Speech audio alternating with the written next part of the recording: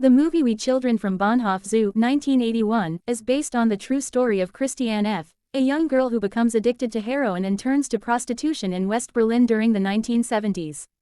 The film begins by depicting her mundane daily life at home, where she lives with her mother and younger sister. Her family is in the midst of financial and emotional struggles, and the atmosphere in the household is cold and distant. Christiane feels lonely, apathetic, and dissatisfied with life, which leads her to search for an escape from her depression and boredom in a world that seems exciting and liberating. Soon, she learns about the popular disco club sound, where young, rebellious people gather, full of life and freedom. The club is known for being a place where young people escape their problems, living freely and without considering the consequences of their actions. Christiane is mesmerized by the atmosphere in the club, the lights, the music, and the way the young people behave. This world seems like the perfect escape from reality, and she decides to become a part of it. She soon meets Detlef, an older guy, who enters her life and becomes her first love.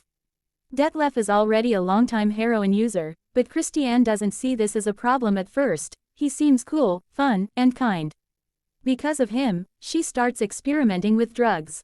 First, it's marijuana and hash, and then she moves on to heroin, believing it won't change her life. However, everything she thought was controlled enjoyment quickly becomes addiction.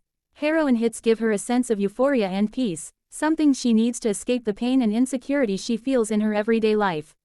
Over time, heroin becomes the only thing that keeps her alive, and she constantly seeks it. Her addiction becomes stronger, and she begins to neglect everything around her, including school, friends, and even her family. To fund her drug habit, Christiane soon starts engaging in prostitution. The Zoo railway station in West Berlin becomes her new home. It's a place where young drug addicts gather, and old acquaintances and new clients become her partners in this life. In this world, there is no shame, no boundaries, it all comes down to how much money you can earn to secure your next dose.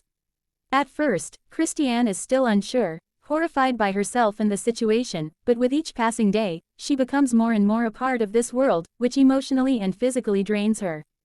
Detlef, her boyfriend, is also deeply addicted, and in order to get heroin, he too resorts to prostitution. This new way of life gradually kills any love between them, as they are no longer able to see each other as people but only as means to fulfill their addictions.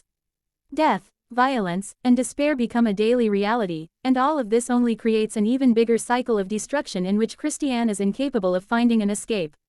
Over these months of living in this world, she loses everything: friends, family, even herself. The first time she finds herself in a situation where she must choose between life and death, she realizes she's unable to escape this spiral. Drug addiction has become her reality, and in this environment, death from overdose becomes a nearly everyday occurrence.